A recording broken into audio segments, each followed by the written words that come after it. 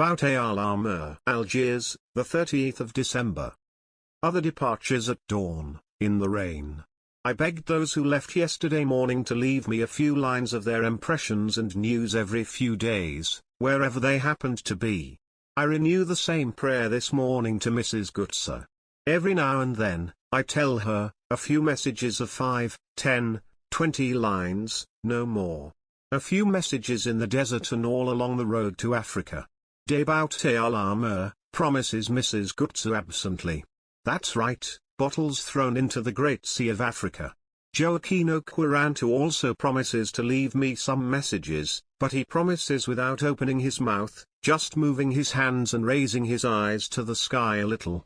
In short, in a way that seems to me to be well understood, and that means, it will be done, don't worry, Doctor. They look for passages. Algiers, the 31st of December. A kind of headquarters for the competitors who have yet to start has been set up in the lobby of Hotel A. The latest determination made a few days ago by the race organizers regarding the way in which scoring and penalties are to be distributed is being discussed. The average speed for each individual stage was set at 35 km per hour. Those who fail to keep it will incur progressively heavier penalties depending on the time they lose on average. Those who exceed it will be able to earn points, however, up to a maximum speed of 50 km per hour, a very high speed according to the engineers. Above 50 on average, the only advantage will be to arrive earlier, perhaps to be accommodated in the best accommodation available at the stage locations. Two troubled souls in this headquarters.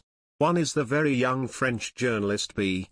B has come from Paris to Algiers with very little money in his pocket and, as his only baggage, a crocodile leather bag that he constantly carries with him, under his arm. B, having failed to secure official hospitality in some car, is desperately looking for a place, a passage to some stage if not to Cape Town. I see him moving from seat to seat, bending over to ask, eliciting negative nods of the head.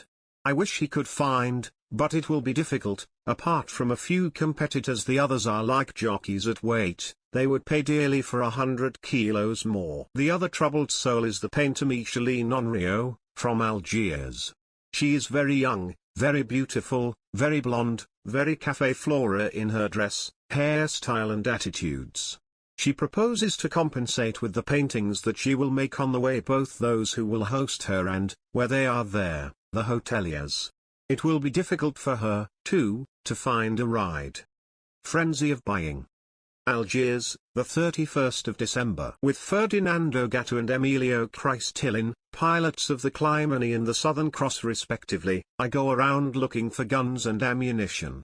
Since it has been established that the Clymene and Southern Cross will, if possible, always march in sight of each other, we also purchase 2 very pistols and a few hundred colored cartridges. We buy gigantic thermos flasks, knives for many uses, unbreakable crockery, we buy everything that comes our way and that we think should be indispensable on the long journey. We are in the mood of a polar expedition Eve, we are convinced that from Algiers we will find nothing until Cape Town.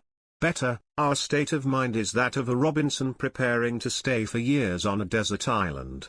I even go so far as to believe that I must be indispensable to myself and buy a very large diary, a sort of notebook machine that I have never before been able to use in my life. This state of mind is everyone's. In the hotel lift yesterday I found that the French journalist de Montfort had come from having bought 4 bottles of ink, 5 kilos of white paper, a few hundred envelopes, a box full of rubber rings. What do you do with them? I had asked him. Rubber rings. You never know, he had replied, they can always be useful. Algiers ignores the desert behind it, in every sense. There is not a single person who talks about it or who, when questioned, knows about it.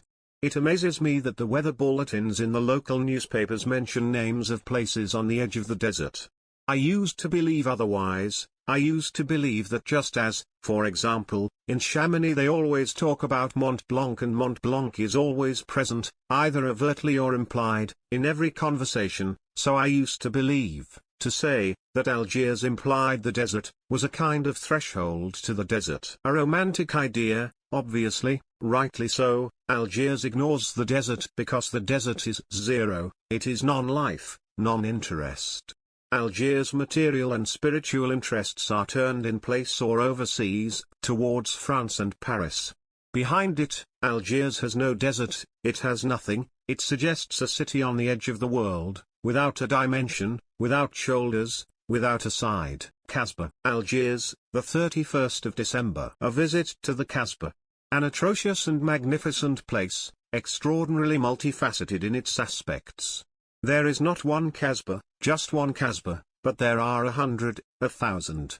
Lying on the steep slope of a hill, the Casbah changes in population, customs, spirit and appearance every 10 meters of stairs. The Casbah is nothing but a tangle of alleys, ravines, dens, porticos, passages, tunnels, along which streams of every human species flow in every direction, in disorder.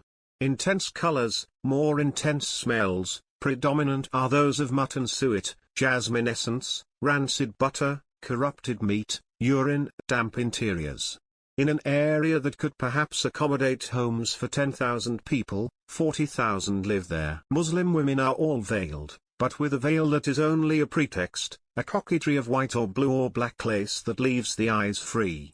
In the Middle East, the veil is still always black, always thick, always put on like a cape. The Syrians, Persians, and Palestinians, rather than veiled, seem to be in shrouds, as if on their way to some funeral.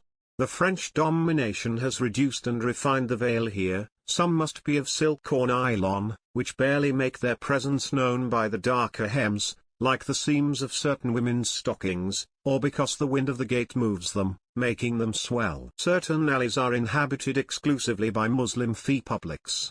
They stay in basements that take air only from the door, a fee publique in each of these dens.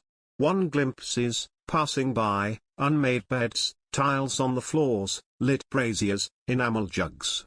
Crouched on the thresholds, the women call out to you in not too loud voices, each for the part of the front that belongs to her, first in French, then in Italian, then in English. The last one in each alley throws a profanity at you. In the tactic of grooming, the task of the last one must be precisely to insult the man who, having hoped to be a customer, did not become one. It rains.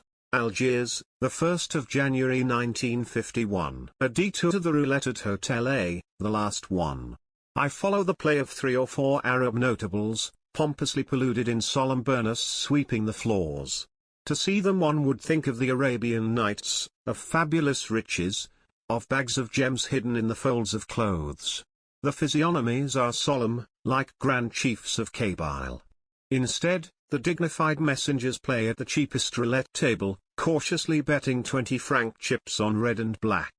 They take diligent notes about the sorties, they play the so-called lousy game. Maybe they make a living with roulette. Many thanks for listening. Please subscribe and share this audiobook.